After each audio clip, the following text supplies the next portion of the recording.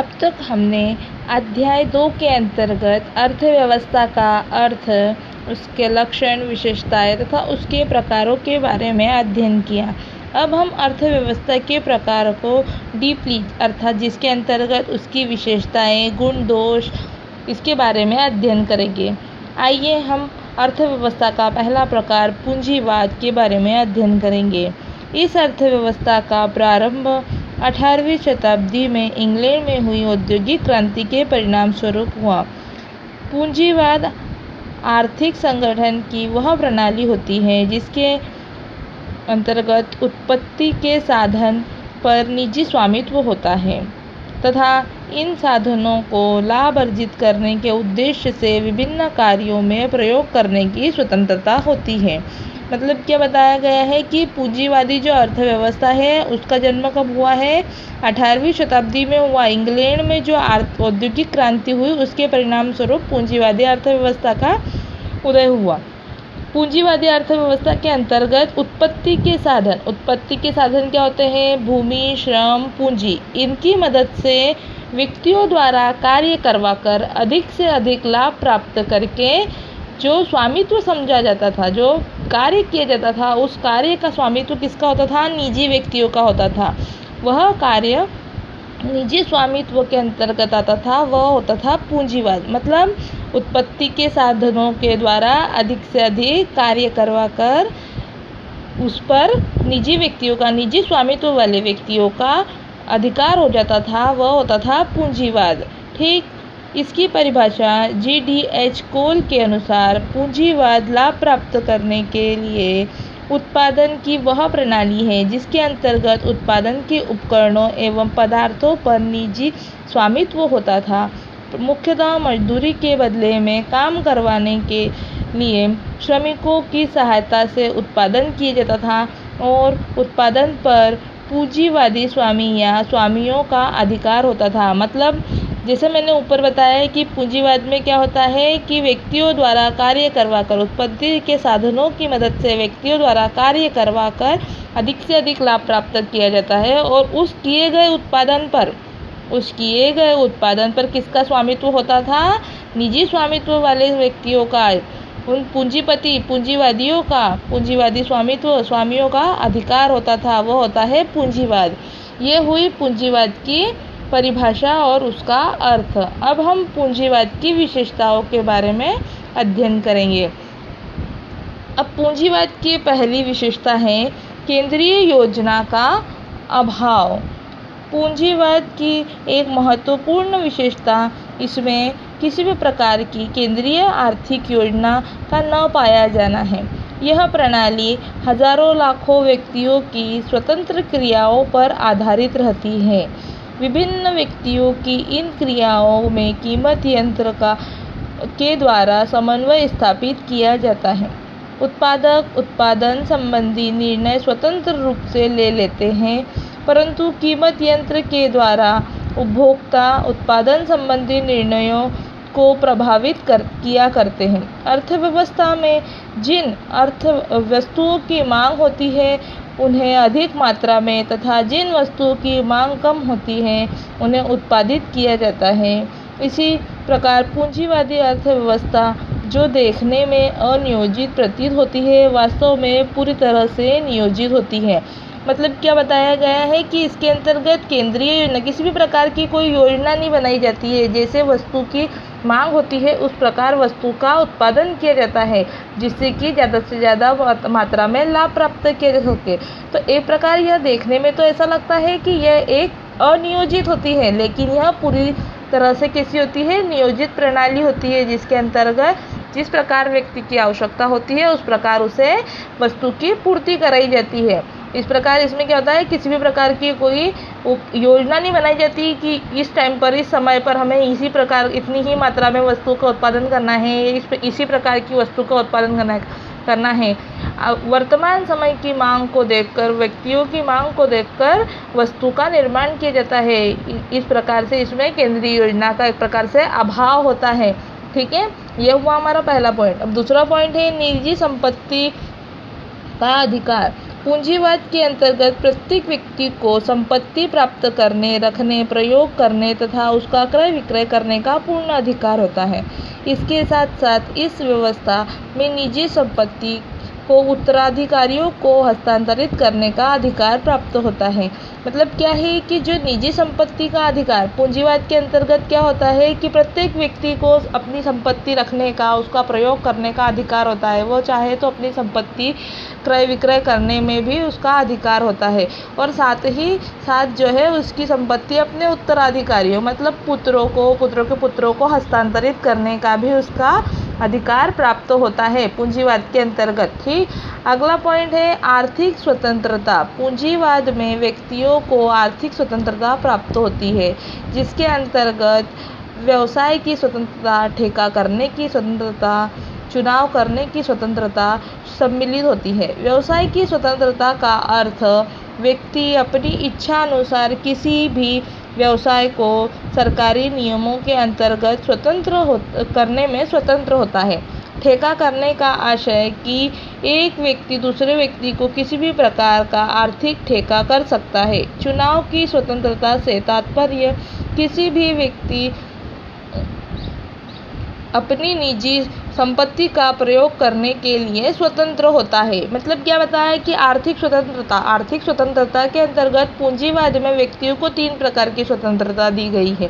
पहली स्वतंत्रता व्यवसाय की स्वतंत्रता, मतलब उसे अपनी संपत्ति का प्रयोग करते हुए तथा सरकारी नियमों का पालन करते हुए किसी भी प्रकार का व्यवसाय करने की स्वतंत्रता है। ठेका करने की स्वतंत्रता, दूसरा पॉइंट है ठेका करने की स्वतंत्रता, जिसके अंतर्गत वह एक व्यक्ति से दूसरे व्यक्ति को किसी भी प्रकार की आर्थिक ठेका कर सकता है। मतलब ठेका मतलब उसको उसके साथ में कॉन्ट्रैक्ट साइन कर सकता है, कॉन्ट्रैक्ट कर सकता है कि उसे किस प्रकार से क्या कार्य करवाना है, कैसा कार्य कराना है, वह भी कर सकता है। और तीसरा है चुनाव की स्वतंत्रता, मतलब उसको अपनी संपत्ति का किस प्रकार प्रयोग करना है, वह संपत्ति का प्रयोग करने के लिए क्या है, पूर्णतः स्वतंत्र है। इस प्रकार उसको आर्थिक स्वतंत्रता प्राप्त होती है पूंजीवाद के अंतर्गत। इसके अंदर अगला पॉइंट है उपभोक्ता का प्रभुत्व। इस प्रणाली में उपभोक्ता को सार्वभौमिक सत्ता प्राप्त होती है, अर्थात उपभोक्ता अपनी आय के इच्छा अनुसार विभिन्न पहलुओं पर व्यय करते हैं। इस प्रकार उपभोक्ता देश के विनियोग स्वरूप को निर्धारित करता है, क्योंकि जिन वस्तुओं की मांग करेगा उसके लिए अच्छी कीमत देने के लिए तैयार होगा। अतः उत्पादन इन्हीं वस्तुओं के उत्पादन करेगा, क्योंकि इन्हीं वस्तुओं के उत्पादन में उत्पादकों को अधिक लाभ प्राप्त होता है। पूंजीवाद के अंतर्गत उपभोक्ता का प्रभुत्व होता है।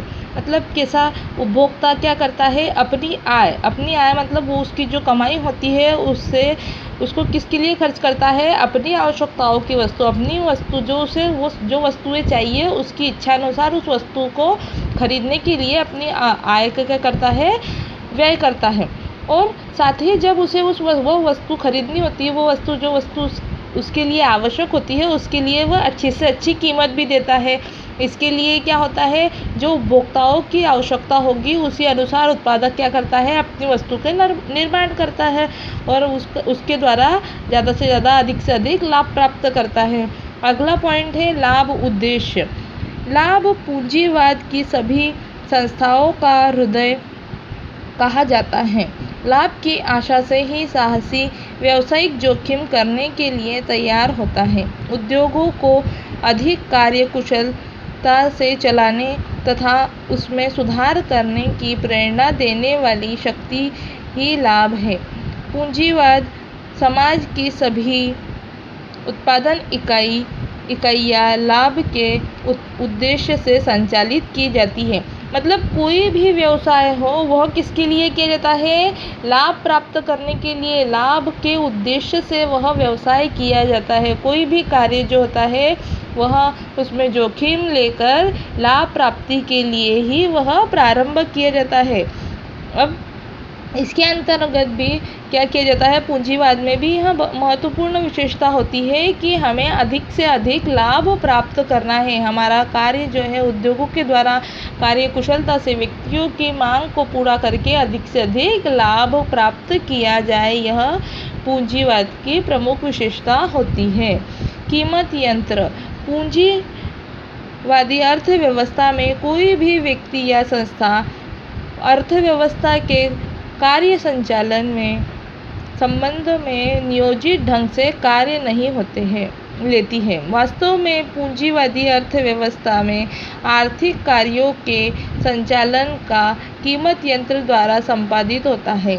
मतलब क्या होता है कि कौन सी वस्तु कितनी मात्रा में उत्पादन करना है तथा किस प्रकार उत्पादन करना है तथा उसका उत्पादन करने के बाद में उसका किस कीमत पर उसे बेचना है, यह सभी किसके द्वारा होता है, कीमत यंत्र के द्वारा। पूंजीवादी अर्थव्यवस्था में यह सभी जो कार्य किया जाता है कि कितनी मात्रा में हमें प्रोडक्शन करना है, कितनी मात्रा में उत्पादन करना है तथा उस उत्पादन को कितनी मात्रा में बेचना है, यह सब कीमत यंत्र पर ही आधारित होता है। ठीक, अगला पॉइंट है साहसी की महत्वपूर्ण भूमिका। पूंजीवाद में साहसी की भूमिका सर्वाधिक महत्वपूर्ण होती है। साहसी उत्पादन के विभिन्न साधनों को एकत्रित करके उत्पादन कार्य संचालित करता है तथा लाभ हानि का जोखिम वहन करता है। इस प्रकार पूंजीवाद में व्यवसाय पर नियंत्रण तथा जोखिम प्रायः एक साथ संपादित होते हैं।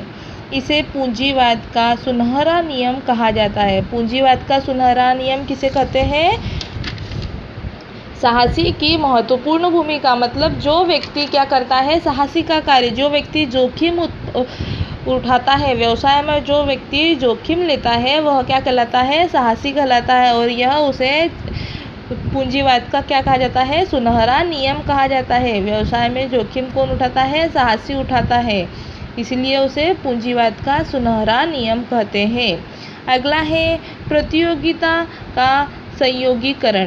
पूंजीवादी अर्थव्यवस्था स्वतंत्र प्रतियोगिता पर आधारित होती है। क्रेता, उत्पादक, विक्रेता तथा श्रमिक पर्याप्त संख्या में होते हैं तथा आपस में प्रतियोगिता करते हैं, परंतु इसके साथ साथ वे अपने हितों की रक्षा करने के लिए अपने संघर्षों का भी निर्माण करते हैं। मतलब इसके अंतर्गत क्या होता है कि अब कोई भी अर्थव्यवस्था ली जाए उसके अंतर्गत एक प्रकार से प्रतियोगिता होती है। प्रतियोगिता और संयोगीकरण द्वारा ही व्यक्ति क्या करता है, अधिक से अधिक लाभ प्राप्त करता है। क्योंकि जब व्यक्ति प्रतियोगिता नहीं करेगा किसी वस्तु के उत्पादन और उसके क्रेता विक्रेता जब तक के अधिक मात्रा में प्रतियोगी नहीं होंगे, कॉम्पिटिटर्स नहीं होंगे, तब तक के वह अधिक मात्रा में लाभ प्राप्त नहीं कर सकता है। मतलब किसी भी व्यवसाय के लिए, किसी भी अर्थव्यवस्था के लिए प्रतियोगिता का होना आवश्यक होता है। वर्ग संघर्ष।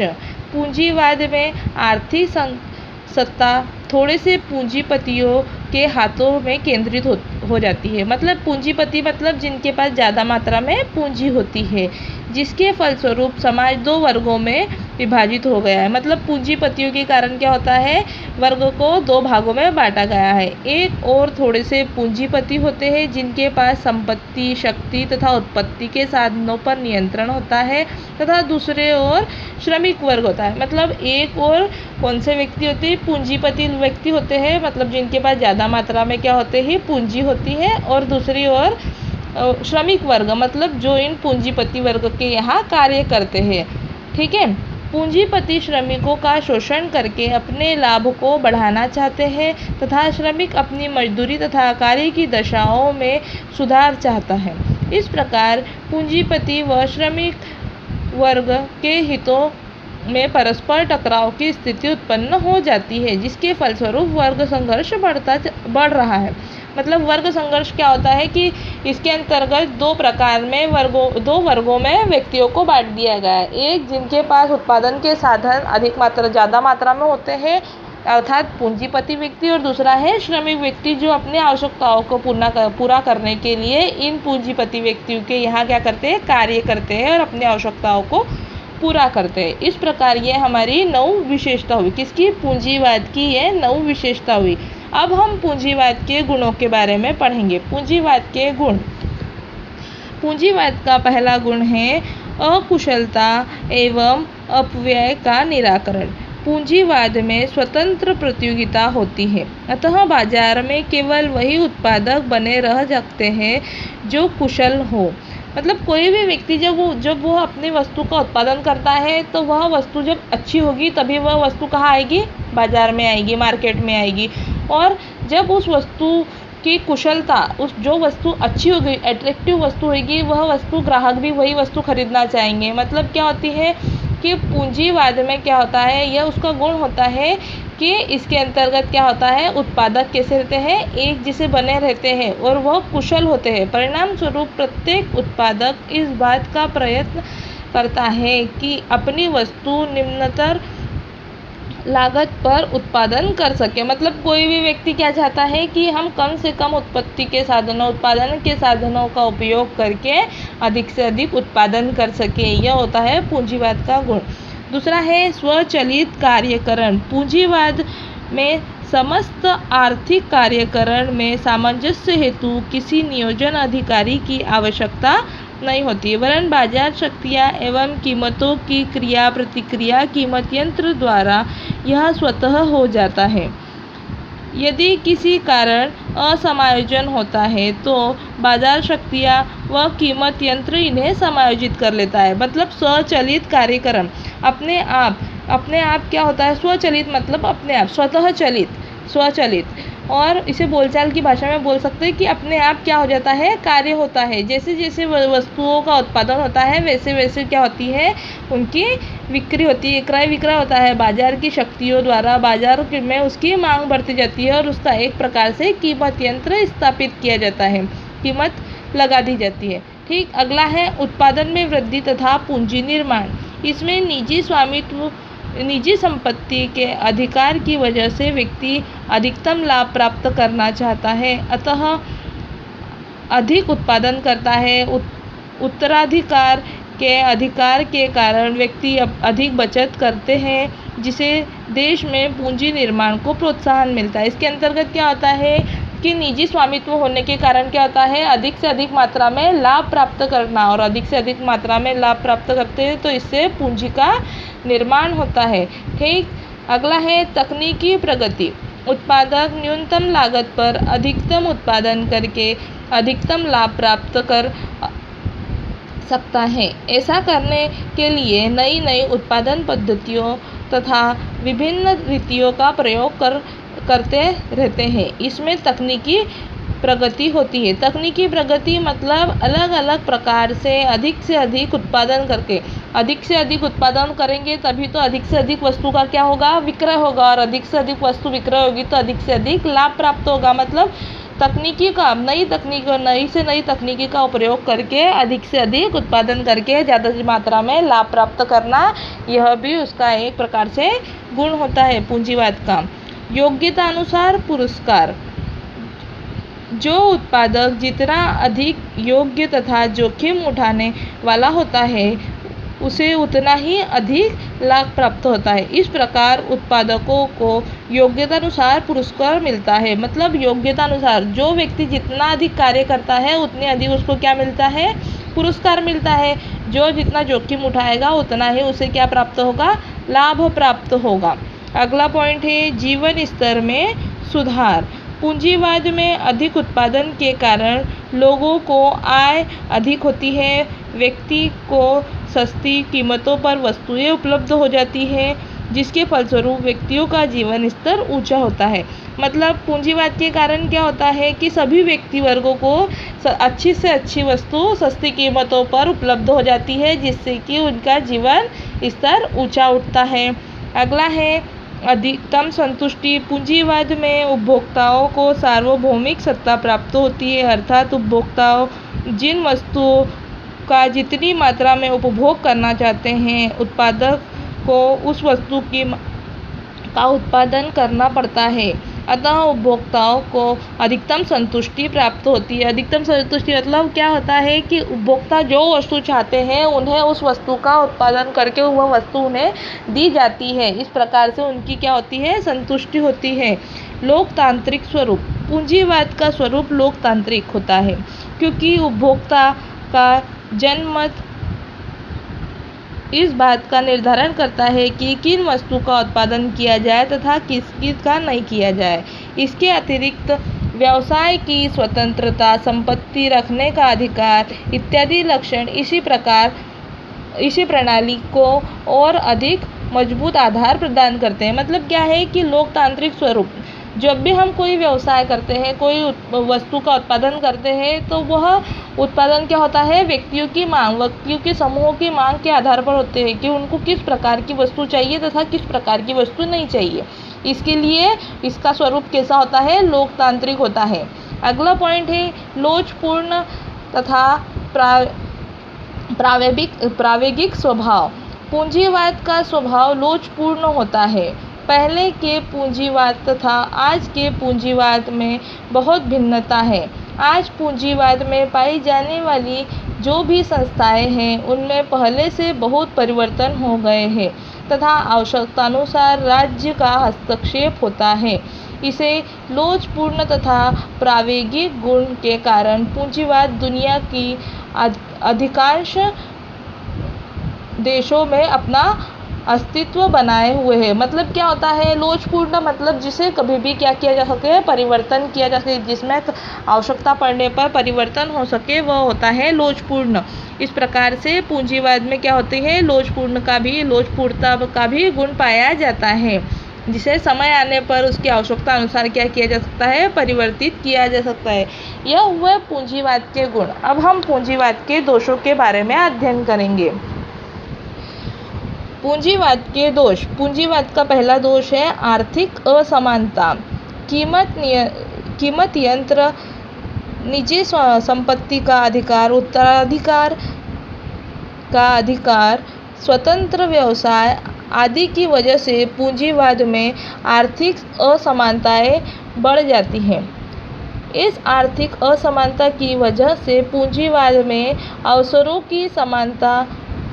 की असमानता का भी जन्म होता है। मतलब क्या कि आर्थिक असमानता, जैसे कीमत यंत्र, निजी संपत्ति का अधिकार, उत्तराधिकार का अधिकार, स्वतंत्र, इसमें सब जो है स्वयं निजी व्यक्तियों के लिए, हितों के लिए ही होता है। इसके अंतर्गत क्या होती है फिर अवसरों की असमानता। जब अवसर प्राप्ति का समय आता है तब इन्हीं वर्ग के लोगों को, पूंजीपति वर्ग के लोगों को ही क्या मिलते हैं, अवसर मिलते हैं। जनमत के लिए बाकी लोगों के लिए किसी भी प्रकार का कोई अवसर नहीं होता है, उनके लिए अवसरों की असमानता होती है। तो यह उसका एक महत्वपूर्ण दोष हो गया। व्यापार चक्र। पूंजीवाद में एक दोष व्यापार चक्र का उत्पन्न होना, कभी मुद्रास्फीति तो कभी आर्थिक मंदी। यद्यपि इस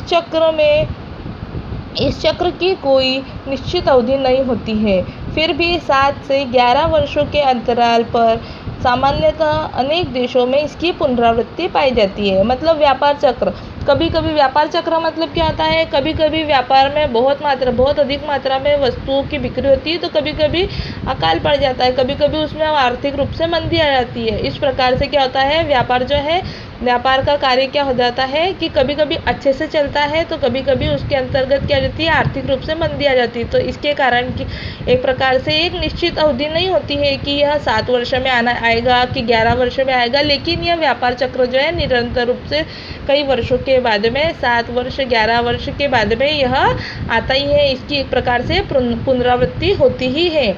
अगला है वर्ग संघर्ष। पूंजीवाद में आर्थिक असमानताओं के कारण समाज गरीब, अमीर, श्रमिक, पूंजीपति वर्ग में विभाजित हो गया है। इन दोनों हितों में परस्पर विरोध होता है, जिसमें अर्थव्यवस्था में वर्ग संघर्ष की स्थिति बनी होती है। जैसे मैंने पहले बताया है कि वर्ग संघर्ष मतलब जिसके अंतर्गत क्या होता है कि व्यक्तियों को 2 वर्गों में बांटा गया है, एक पूंजीपति वर्ग व्यक्ति और एक गरीब व्यक्ति अर्थात श्रमिक व्यक्ति, जिसके अंतर्गत इन दोनों वर्गों में क्या होता है, असमानता की स्थिति, इन दोनों वर्गों में परस्पर विरोध की स्थिति बनी रहती है। अगला है श्रमिकों का शोषण। पूंजीवाद में व्यापार चक्रों के कारण आर्थिक अस्थिरता की स्थिति बनी रहती है, जिसमें श्रमिकों को बेरोजगारी तथा असुरक्षा का भय बना रहता है। वह पूंजीपति पर आश्रित हो जाते हैं, जिसका पूंजीपति लाभ उठाते हैं और श्रमिकों का शोषण करते हैं। श्रमिकों का शोषण करना यह भी पूंजीवाद का बहुत बड़ा दोष होता है, क्योंकि पूंजीवाद के अंतर्गत निजी व्यक्ति क्या करते हैं, अपना अधिक से अधिक लाभ प्राप्त हो, अधिक से अधिक हमें लाभ मिले, इसके लिए श्रमिकों का शोषण करते हैं और अधिक मात्रा में उत्पादन करवाते हैं। ठीक। अगला है एकाधिकार प्रवृत्तियों को प्रोत्साहन। इसमें लाभ को अधिकतम प्राप्त करने के लिए उत्पादक मिलकर शक्तिशाली गुट बना लेते हैं तथा छोटे उत्पादकों को बाजार से बाहर कर देते हैं। उपभोक्ताओं का भी शोषण करते हैं तथा उपभोक्ताओं का प्रभुत्व एक नाममात्र की स्थिति बनकर ही रह जाती है। मतलब इसके अंतर्गत क्या हो जाता है, जो छोटे छोटे एकाधिकार व्यवसाय होते हैं, ये क्या हो जाते हैं, बड़े व्यवसायों से प्रतियोगिता नहीं करने के कारण बाजार में से बाहर हो जाते हैं। क्योंकि क्या होता है, ये बड़े गुट बनाकर, बड़े बड़े ग्रुप बनाकर अपने बाजार में जो एकाधिकार प्रवृत्ति होती है उसको समाप्त कर देते हैं और अपना प्रभुत्व जमा लेते हैं और साथ ही में उपभोक्ताओं का शोषण करने लगते हैं। और फिर उपभोक्ताओं के पास भी इन्हीं से वस्तु खरीदने का एकमात्र सहारा हो जाता है, एकमात्र साधन हो जाता है। ठीक है। अनार्जित आय। पूंजीवाद में एक ऐसे वर्ग का उदय हो जाता है जो बिना प्रलय किए उत्तराधिकारियों से प्राप्त संपत्ति से अपना जीवन सुखमय व्यतीत करता है।